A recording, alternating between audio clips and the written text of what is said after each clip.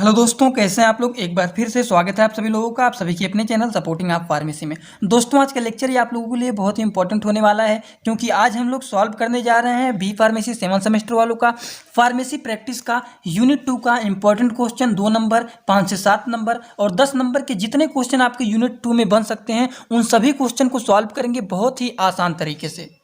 एक बार आप लोग इस लेक्चर को पूरा देख लेंगे तो यूनिट 2 का पूरा इंपॉर्टेंट टॉपिक, इंपॉर्टेंट क्वेश्चन सब कुछ आपका इसी ही लेक्चर में तैयार हो जाएगा और याद कराने की भी कोशिश करेंगे। तो ध्यान से लेक्चर को पूरा देखिएगा। अगर कुछ टॉपिक समझ में ना आए तो कमेंट बॉक्स में जरूर बताइएगा। यूनिट 3 स्टार्ट करने से पहले थोड़ा बहुत आपका जो डाउट रहेगा उसको क्लियर करेंगे। तो चलिए दोस्तों, स्टार्ट करते हैं बिना देर किए हुए। स्टार्ट करने से पहले अगर आप लोग चैनल पर नए हों तो चैनल को सब्सक्राइब जरूर कर लेना। बेल आइकन नहीं दबाएं तो दबा लीजिएगा, जिससे हमारी नई नई वीडियोज आपको होम पेज पे ही मिल जाए, कहीं खोजना ना पड़े। आप लोग को एक सब्सक्राइब करने से हमें बहुत ज़्यादा मोटिवेशन मिलता है, तो सब्सक्राइब करना ना भूलें। तो चलिए दोस्तों, सबसे पहले हम लोग 2 नंबर के सभी क्वेश्चन को सॉल्व करेंगे, फिर 5 से 7 नंबर के सभी क्वेश्चन को सॉल्व करेंगे, फिर लास्ट में हम लोग 10 नंबर के क्वेश्चन को सॉल्व करेंगे। ठीक, तो चलिए बारी बारी से एक एक करके सॉल्व करते हुए चलते हैं। देखिए, सबसे पहला क्वेश्चन हमारा है define drug distribution system in A hospital. इसका सिंपल मतलब होता है ड्रग को किस तरीके से डिस्ट्रीब्यूट किया जाता है, क्या सिस्टम होता है हॉस्पिटल में ड्रग को डिस्ट्रीब्यूट करने का। डिस्ट्रीब्यूट का मतलब क्या होता है, ड्रग को बांटना। तो हॉस्पिटल में ड्रग को किस तरीके से डिस्ट्रीब्यूट किया जाता है उसी का डिफिनीशन लिखना है। तो किस तरीके से डिस्ट्रीब्यूट किया जाता है इसको आप लोग अपने तरीके से भी लिख सकते हैं। चलिए जानते हैं क्या होता है इसका डिफिनीशन। एक देखिए, पेंसिल से यहाँ पे छोटा सा डिफिनीशन लिख दिया हूँ। सिंपल बात अगर लिखना चाहते हैं ड्रग डिस्ट्रीब्यूशन सिस्टम यानी हॉस्पिटल का सिंपल मतलब क्या होता है, तो इसमें लिख सकते हैं drug distribution is a one of the basic service. एक बेसिक सर्विस होता है जो कि प्रोवाइड किया जाता है हॉस्पिटल फार्मेसी के द्वारा। ड्रग को हॉस्पिटल में क्या किया जाता है, प्रोवाइड किया जाता है। इसका अच्छा डिफिनीशन लिखना चाहते हैं तो ये लिख सकते हैं। इसमें सिंपली 2 पॉइंट आप लोग इसको लिख सकते हैं। और एक बात इसमें और आप लोग को जानना चाहिए, जो ड्रग डिस्ट्रीब्यूशन सिस्टम होता है ये हमारे 2 कैटेगरी में होते हैं। एक हमारा होता है आउट पेशेंट सर्विस और दूसरा हमारा होता है इन पेशेंट सर्विस। ये हमारा किस में आता है, ड्रग डिस्ट्रीब्यूशन सिस्टम यानी हॉस्पिटल में 2 टाइप के हमारे सर्विस होते हैं। एक हमारे होते हैं आउट पेशेंट सर्विस, दूसरा होता है inpatient service. Outpatient service का मतलब होता है जैसे कि यहाँ पे डॉक्टर बैठे हुए हैं, ठीक, यहाँ पे कोई पेशेंट आया, इन्हें अपनी बीमारी को बताया, हमें बहुत तेज़ी से बुखार हुआ है, शरीर में दर्द हुआ है, खांसी जुकाम भी हुआ है। तो ये डॉक्टर दवा को लिखते हैं, दवा को प्रोवाइड करते हैं और ये पेशेंट दवा को लेकर के जाएगा और घर पे जाकर के सुबह खाएगा, दोपहर खाएगा, शाम को खाएगा। अगर 3 टाइम खाना है तो 3 टाइम खाएगा, 24 घंटे में 1 बार खाना है तो 1 बार खाएगा। तो ये जो पेशेंट आएगा दवा लेकर के जाएगा, तो ये हमारा होता है आउट पेशेंट सर्विस।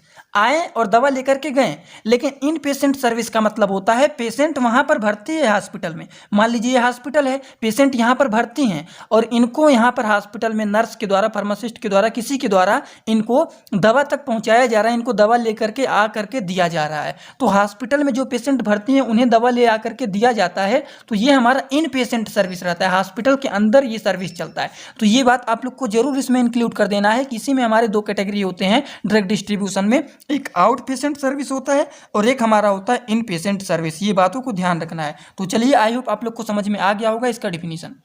तो ये तो समझ में आ गया होगा ड्रग डिस्ट्रीब्यूशन सिस्टम जो होता है हॉस्पिटल में, इसका डिफिनीशन क्या लिख सकते हैं। इसमें 2 कैटेगरी भी होते हैं, एक इन पेशेंट सर्विस होता है, एक आउट पेशेंट सर्विस होता है। एक बात और आप लोग को बताना भूल गया, आउट पेशेंट सर्विस को एम्बुलेटरी सर्विस भी कहा जाता है, जो कि यहाँ पर देखिए 60 में लिखा गया है। एम्बुलेटरी सर्विस कहें या फिर आउट पेशेंट सर्विस कहें, तो आउट पेशेंट सर्विस या फिर एम्बुलेटरी सर्विस कहा जाए तो इसका मतलब होता है कोई पेशेंट आता है, दवा को लेकर के चला जाता है, घर पे अपना खाता है उसको, तो वो हमारा आउट पेशेंट सर्विस या फिर एम्बुलेटरी सर्विस भी बोल सकते हैं। तो यहाँ पर दूसरा हमारा क्वेश्चन है एम्बुलेटरी सर्विस के कैटेगरी को लिखना है। तो इनमें कौन कौन से कैटेगरी होते हैं चलिए जानते हैं। कैटेगरी में ज़्यादा कुछ नहीं लिखना है, 4 कैटेगरी इसमें होते हैं। एक हमारा होता है इमरजेंसी आउट पेशेंट होता है, एम्बुलेटरी को आउट पेशेंट सर्विस भी कहा जाता है। ठीक, ये बात आप लोग को याद रखना है। अगर आउट पेशेंट पूछता है या फिर एम्बुलेटरी पूछता है तो आप लोग को समझना है कि आउट पेशेंट की ही बात हो रहा है। ठीक, तो इसमें 4 कैटेगरी होते हैं। एक इमरजेंसी आउट पेशेंट होते हैं, एक रिफर आउट पेशेंट होते हैं, जैसे कुछ इमरजेंसी केस में आते हैं, कुछ रिफरल वाले आउट पेशेंट आते हैं, कुछ स्पेशल आउट पेशेंट होते हैं, कुछ जनरल आउट पेशेंट होते हैं। तो ये आउट पेशेंट सर्विस के कुछ कैटेगरी होते हैं। ठीक, इनके बारे में थोड़ा अगर डिटेल लिखना चाहते हैं तो वीडियो को रोक करके इसको स्क्रीनशॉट ले लीजिएगा और एक बार पढ़ लेंगे तो आपको समझ में आ जाएगा। अगला क्वेश्चन देखिए क्या है, define and objective of hospital formulary. जो लोग हमारे लेक्चर देखे होंगे उन्हें बहुत ही आसान तरीके से याद करा दिया था मैं लेक्चर में ही कि हॉस्पिटल फार्मूलेरी क्या होता है। हॉस्पिटल फार्मूलेरी का मतलब होता है हर हॉस्पिटल में एक दवाओं का लिस्ट बना हुआ रहता है। जैसे मान लीजिए ये हमारा हॉस्पिटल है, अब हमारे हॉस्पिटल में कितने सारे दवाइयाँ अवेलेबल हैं, ठीक, कितने कितने प्रकार की कौन कौन सी दवाइयाँ हमारे पास अवेलेबल हैं, उनका एक लिस्ट बनाया जाता है और डॉक्टर को बताया जाता है कि हमारे पास इतने दवाइयाँ अवेलेबल हैं, इसी में से आपको चलाना है दवाइयों को। तो डॉक्टर इसी हिसाब से, इस लिस्ट के हिसाब से दवाओं को लिखते रहते हैं, ठीक। तो हर हॉस्पिटल का अपना अलग अलग एक लिस्ट बना रहता है और उसी लिस्ट को हम लोग कहते हैं हॉस्पिटल फार्मूलेरी। अब इसको कौन लोग बनाते हैं, किसके द्वारा बनाया जाता है, इसके बारे में भी आप लोग को बताए थे। तो चलिए जानते हैं, यहाँ पे देखने से आपको याद नहीं होगा। तो सबसे पहले डिफिनीशन की बात करते हैं। तो ये क्या होता है, एक फार्मास्यूटिकल प्रिपरेशन होता है जिसमें क्या इंक्लूड होता है, इंपॉर्टेंट इंफॉर्मेशन इंक्लूड होते हैं जो कि रिफ्लेक्ट करता है current clinical investigation for the medical staff के लिए। और एवरी हॉस्पिटल में हॉस्पिटल एंड थेराप्यूटिक कमेटी के द्वारा ये ड्रग का लिस्ट जो होता है प्रिपेयर किया जाता है। This drug list is called as hospital formulary. अब देखिए एक बात यहाँ पर आपको और ध्यान देना है, हॉस्पिटल एंड थेराप्यूटिक कमेटी के द्वारा भी लिस्ट प्रिपेयर किया जाता है। इसको जगह पर आप लोग फार्मेसी एंड थेराप्यूटिक कमेटी भी लिख सकते हैं। इनके द्वारा क्या किया जाता है, इस लिस्ट को प्रिपेयर किया जाता है। हॉस्पिटल एंड थेराप्यूटिक कमेटी कहिए या फिर फार्मेसी एंड थेराप्यूटिक कमेटी कहिए, इन्हीं के द्वारा क्या किया जाता है, इस लिस्ट को प्रिपेयर किया जाता है। हर हॉस्पिटल में ये लिस्ट बना रहता है, उसी हिसाब से डॉक्टर दवाओं को लिखते रहते हैं, ठीक। ये आप लोग सिंपली आप लोग इतना अच्छे से एक दो पॉइंट तैयार कर लेना। अब इनके ऑब्जेक्टिव की बात किया जाए तो इनमें कौन कौन से ऑब्जेक्टिव होते हैं, जैसे ये प्रोवाइड करते हैं इन्फॉर्मेशन को प्रोवाइड करते हैं जिससे लोगों को पता चले कौन कौन सी मेडिसिन अवेलेबल हैं, क्या क्या चीज़ें हैं। अवॉइड करते हैं unnecessary use of medicine in hospital during treatment, ठीक, अननेसेसरी मेडिसिन जो होते हैं उनको अवॉइड करते हैं। Cost burden on the patient, मतलब पेशेंट को ज़्यादा महंगा ना पड़े दवाइयाँ, ऐसी दवाइयों को वहाँ पर रखा जाता है। To prevent duplication and wastage of the drug in the hospital, ठीक। तो ये दो चार पॉइंट आप लोग लिख सकते हैं और अपने तरीके से भी बना करके लिख सकते हैं कि किस तरीके के दवाइयों को आप अपने हॉस्पिटल में रख सकते हैं जिससे पेशेंट बहुत ही आसान तरीके से खरीद ले, उसका कास्ट भी कम रहे, ठीक। अननेसेसरी दवाइयों को भी न रखें जो थोड़ा सा ज़्यादा एक्शन दे, बहुत ही अच्छा इफेक्ट शो करे, पेशेंट एक बार खाए वो अच्छे से ठीक हो जाए। तो इन तरीके की दवाइयों को रखना चाहिए, ठीक। ये सारी चीज़ों को आप लोग इसमें ऑब्जेक्टिव में बहुत ही आसान तरीके से लिख सकते हैं। अगला क्वेश्चन है क्या है, हम लोगों ने हॉस्पिटल फार्मूलेरी के बारे में बात कर लिया। What are the need of therapeutic drug monitoring. अब थेराप्यूटिक ड्रग मॉनिटरिंग की क्या आवश्यकता होती है, इनके बारे में डिस्कस करना है। आवश्यकता जानने से पहले आप लोग को ये जानना पड़ेगा कि थेराप्यूटिक ड्रग मॉनिटरिंग का मतलब क्या होता है। थेराप्यूटिक ड्रग मॉनिटरिंग क्या होता है ये जान जाएंगे तब ना इसकी आवश्यकता के बारे में, नीड के बारे में लिखेंगे। तो थेराप्यूटिक ड्रग मॉनिटरिंग क्या होता है, थेराप्यूटिक ड्रग मॉनिटरिंग का मतलब होता है किसी भी ड्रग के डोज को मॉनिटर करके उसके थेराप्यूटिक इफेक्ट को क्या करना, मेजर करना, उसी को ही हम लोग कहते हैं थेराप्यूटिक ड्रग मॉनिटरिंग। अब इनकी आवश्यकता क्या होती है ये जानना है हमें। तो इनकी आवश्यकता क्या होती है, बहुत ही आसान वर्ड में 3-4 पॉइंट यहाँ पे दिए गए हैं, 7 पॉइंट दिए गए हैं। वीडियो को रोक करके केवल एक बार आप लोग पढ़ लेंगे तो आपको समझ में आ जाएगा थेराप्यूटिक ड्रग मॉनिटरिंग का नीड क्या होता है, ठीक, इनकी क्या आवश्यकताएं होती हैं। तो इसको पढ़ लेना। एक बार डिफिनीशन दिखा देता हूं क्योंकि डिफिनीशन बहुत ही इंपॉर्टेंट है इसका, थेराप्यूटिक ड्रग मॉनिटरिंग का। वो तो समझा ही दिए हैं क्या होता है, लेकिन एक बार जान लीजिए क्या होता है। उसका डिफिनीशन अगर लिखने को आ जाए तो आप लोग क्या लिखेंगे। तो चलिए इसको आप लोग रोक करके अगर लिखना चाहते हैं लिख सकते हैं। इंपॉर्टेंट, बहुत ज़्यादा इंपॉर्टेंट है ये। लिखना चाहते हैं तो तुरंत आप लोग इसको एक कॉपी में लिख लेना। थेराप्यूटिक ड्रग मॉनिटरिंग में आप लोग को ज़्यादा कुछ नहीं लिखना है, केवल एक पॉइंट ये और एक पॉइंट ये तैयार कर लेना है। सिंपली थेराप्यूटिक ड्रग मॉनिटरिंग में इन्वॉल्व होते हैं analysis, assessment and evaluation of circulating concentration of drug in the serum, plasma, whole blood cell, ठीक, होल ब्लड। तो ये सारी चीज़ें आप लोग लिख सकते हैं। सिंपली आप लोग मतलब जान लीजिए कि किसी भी ड्रग के डोज को मॉनिटर करके उसके थेराप्यूटिक इफेक्ट को मेजर करना हमारा थेराप्यूटिक ड्रग मॉनिटरिंग होती है। और यहाँ पे जो पहला पॉइंट हमारा लिखा गया है इसका सिंपल मतलब होता है होल ब्लड सेल का, ये होल ब्लड में पूरे ब्लड में हो गया या फिर प्लाज्मा में हो गया या फिर सीरम में ड्रग के कंसंट्रेशन को सर्कुलेटिंग का इवेल्युएशन करना, असेसमेंट करना, एनालिसिस करना, ये सब चीज़ों को करना। ये सारी चीज़ें कहाँ पर इन्वॉल्व होती हैं, ये सारी चीज़ें इन्वॉल्व होते हैं थेराप्यूटिक ड्रग मॉनिटरिंग में। तो इसको लिख सकते हैं, इंपॉर्टेंट है, थोड़ा बहुत पढ़ लेंगे तैयार हो जाएगा। लास्ट क्वेश्चन 2 नंबर के बारे में जान लेते हैं। Right what are the goal and need of the medication history interview. तो इसको आप लोग कहाँ पे पढ़े हुए हैं, यूनिट 2 के लास्ट चैप्टर में या फिर 9वें चैप्टर में आप लोग पढ़े हुए हैं। पेशेंट मेडिकेशन हिस्ट्री इंटरव्यू में आप लोग ये क्वेश्चन पढ़े हुए हैं। तो क्या होता है इनका गोल, क्या होता है इनका नीड, मेडिकेशन हिस्ट्री इंटरव्यू के बारे में थोड़ा सा जान लीजिए। तो क्या होता है, गोल क्या होती है, आवश्यकता मेडिकेशन हिस्ट्री इंटरव्यू का यहाँ पे लिखा गया है। लेकिन आप लोग को अगर नहीं याद आ रहा है, पेशेंट मेडिकेशन हिस्ट्री इंटरव्यू में आप लोग को बताया थे, पेशेंट का मतलब हो गया मरीज, मेडिकेशन का मतलब हो गया दवा, और हिस्ट्री इंटरव्यू का मतलब क्या होता है, उनके बारे में बीमारी क्या क्या है उनके बारे में पूरी की पूरी जानकारी लेना पेशेंट से, वो होता है हिस्ट्री इंटरव्यू।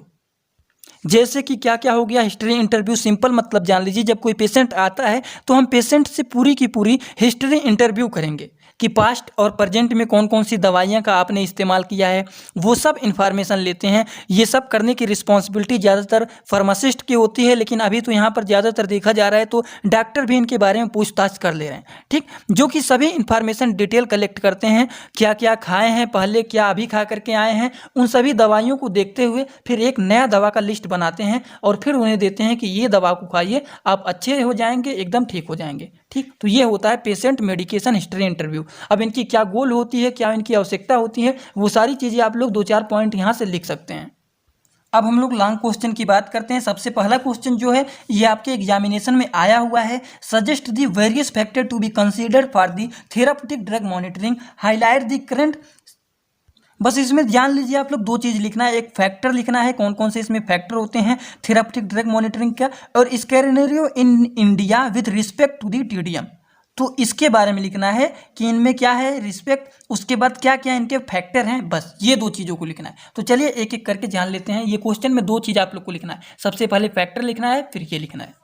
तो थेराप्यूटिक ड्रग मॉनिटरिंग में बहुत सारे इनके फैक्टर होते हैं। तो थेराप्यूटिक ड्रग मॉनिटरिंग क्या होते हैं ये तो आप लोग को बता दिए हैं कि जैसे कोई भी ड्रग है उसके ड्रग के डोज को मेजर करके उसके थेराप्यूटिक इफेक्ट को, जो होता है मान लीजिए कोई भी ड्रग के डोज को मेजर करके, मॉनिटर करके उसके थेराप्यूटिक इफेक्ट को मेजर करना, वही होता है हमारा टीडीएम। तो इनमें कौन कौन से फैक्टर होते हैं, जैसे कि हमारा सबसे पहला हो गया फार्माकोकाइनेटिक वेरिएबिलिटी। तो इसमें भी 2-4 पॉइंट आप लोग लिख सकते हैं, इसको समझाए थे आप लोग को कि यही सारे पॉइंट इसमें होते हैं। लेकिन आप लोग को मेन बातें जो है ये फैक्टर के पॉइंट तैयार कर लेना है। सबसे पहला हमारा फार्माकोकाइनेटिक वेरिएबिलिटी हो गया, दूसरा हमारा होता है टेस्टिंग मेथडोलॉजी, ठीक। क्या होता है दूसरा, testing methodology, time of sampling हो गया, टाइप्स ऑफ सैम्पलिंग हो गए जिसमें हमारे प्रोटीन बाइंडिंग भी हो गए, एक्टिव मेटाबोलाइट भी हो गया, उसके बाद अदर वेरिएबल्स भी कुछ होते हैं। तो ये सारे फैक्टर को आप लोग लिख सकते हैं थेराप्यूटिक ड्रग मॉनिटरिंग में। और थेराप्यूटिक ड्रग मॉनिटरिंग क्या होता है, किसी भी ड्रग के डोज को मॉनिटर करके उसके थेराप्यूटिक इफेक्ट को मेजर करना, वो हमारा होता है थेराप्यूटिक ड्रग मॉनिटरिंग, ठीक। अब बात करते हैं अगला जो इसमें टॉपिक आया है वो क्या है, इसी में एक टॉपिक और उठा लिया है, Indian acronym of TDM. TDM का मतलब क्या होता है, थेराप्यूटिक ड्रग मॉनिटरिंग। तो ये क्या होता है, इंडिया में थेराप्यूटिक ड्रग मॉनिटरिंग इंट्रोड्यूस हुआ था, कब इंट्रोड्यूस हुआ था, 1980 ईस्वी में। और देखा गया था कि ये कंटिन्यूसली धीरे धीरे करके इंडिया में इसका ग्रोथ होने लगा। And there is involvement of 2 main department, इसमें 2 मेन डिपार्टमेंट इंक्लूड थे, इसमें 2 इन्वॉल्व थे मेन डिपार्टमेंट, ठीक। जैसे कि थेराप्यूटिक ड्रग मॉनिटरिंग में 2 इसमें डिपार्टमेंट इंक्लूड थे, जैसे कि फर्स्ट हमारे हो गए लार्ज टीचिंग हॉस्पिटल, जहां पर सर्विस प्रोवाइड किया जाता था क्लिनिकल फार्माकोलॉजिकल डिपार्टमेंट के द्वारा, और एक हमारे थे अदर प्राइवेट सेक्टर, जहां पर डील करते थे किसके साथ, estimation of drug by the clinical biochemist department के द्वारा। तो यहाँ पर आप लोग को 2 चीज़ों को ध्यान देना है, सबसे पहला हमारा लार्ज टीचिंग हॉस्पिटल होता है और दूसरा हमारा अदर प्राइवेट सेक्टर होते हैं, ये बातों को ध्यान रखना है। तो इसके बारे में थोड़ा बहुत आप लोग लिख सकते हैं, कम से कम कुछ नहीं तो इतना अच्छे से तैयार कर लेना है। दूसरे क्वेश्चन की बात करते हैं, कौन कौन से स्टेज होते हैं पेशेंट मेडिकेशन हिस्ट्री में। ये बहुत इंपॉर्टेंट क्वेश्चन है, अच्छे से तैयार कर लेना है। अभी आपको इसको याद करवा दे रहा हूँ, यहीं पे आप लोग को ये याद हो जाएगा कि कौन कौन से स्टेज होते हैं पेशेंट मेडिकेशन हिस्ट्री के। इसमें 3 स्टेज होते हैं, इसीलिए आप लोग को समझने के लिए, जो लोग नहीं समझ पाएंगे उनके लिए थोड़ा थोड़ा हिंदी में लिख दिए हैं। Before taking of the medication history, मतलब दवा लेने के पहले की हिस्ट्री लेते हैं। मतलब आप आए हैं दवा कराने तो आपने कौन कौन सी दवाएं लिए हैं, कौन कौन सी दवाएं खाए हैं, पहले कौन कौन सी दवाएं यूज किए हैं, नहीं ठीक हुआ तब हमारे पास आए हैं, या फिर आपने कोई दवाइयाँ नहीं खाए हैं, सीधा सीधा आपको ये बीमारी हुआ और आप सीधा सीधा हमारे पास आ गए। ये सारी जानकारी डॉक्टर लेते हैं किसके पहले, दवाओं को देने के पहले, पेशेंट को दवा को देने के पहले ये हिस्ट्री होता है, बिफोर टेकिंग मेडिकेशन हिस्ट्री। ठीक, दवा लेने के पहले पूरी की पूरी हिस्ट्री लिया जाता है। फिर ड्यूरिंग टॉकिंग ऑफ हिस्ट्री, मतलब दवा लेने के समय हिस्ट्री लेते हैं। इसको सिंपल आप लोग समझा देता हूँ। जैसे मान लीजिए आपको कोई बीमारी हुआ है, आपको नहीं, किसी को कोई बीमारी हो गया है। ठीक, अब हमने आपको ये दवा दिया और बोला कि जब आप नहीं दवा खाए थे तो आपको किस तरीके से दर्द हो रहा था, क्या चीज़ हो रहे थे। फिर आपने जब दवा खाया तो दवा को खाने के समय, दवा लेने के समय आपको कोई दिक्कत तो नहीं हुआ। मैं जैसे मान लीजिए आपने दवा खाया तो वोमिटिंग तो नहीं ना हुआ। ठीक, ये सारी बात पूछते हैं डॉक्टर। उसके बाद दवा को खाने के बाद आपको कैसा फील हुआ। जैसे मान लीजिए आपको दर्द बहुत तेज़ी से हो रहा था तो दवा आपने खाया, तो क्या वो दवा खाएं आप तो तुरंत ठीक हो गए या फिर थोड़ी देर के बाद ठीक हो गए, तो वो सारी जानकारी लेते हैं। अगर ठीक हो जाता है पेशेंट तो उसी हिसाब से अच्छी अच्छी दवाइयों को और चलाया जाता है। तो बस 3 स्टेज होते हैं, अच्छे से तैयार कर लेना है। बिफोर टेकिंग मेडिसिन हिस्ट्री, मतलब दवा को खाने के पहले आपको कैसा दर्द हो रहा था वो जानेंगे। फिर ड्यूरिंग टेकिंग ऑफ हिस्ट्री, मतलब जब दवा को खा रहे हैं उस समय क्या हुआ था, मतलब दवा खाएं तो कोई प्रॉब्लम नहीं ना हुआ, वोमिटिंग तो नहीं ना हो गया कि दवा आपने बाहर निकाल दिया। फिर दवा को खाने के बाद की भी हिस्ट्री लिया जाता है। तो इसमें 3 स्टेज होते हैं, अच्छे से तैयार करने ला है, बहुत ही इंपॉर्टेंट होता है। Before taking of medication history, during taking of history, after taking of history. इसमें 3 हिस्ट्री होते हैं, यही 3 इनके स्टेज होते हैं। तो इसमें सिंपली स्टेज क्या होते हैं, ऑब्जेक्टिव इनके क्या होते हैं, इनके मेथड क्या होते हैं, यही लिखना है। अगला क्वेश्चन ये भी बहुत इंपॉर्टेंट है, right short note on finance management. Finance management के बारे में शॉर्ट नोट लिखना है और मटेरियल मैनेजमेंट के बारे में भी लिखना है।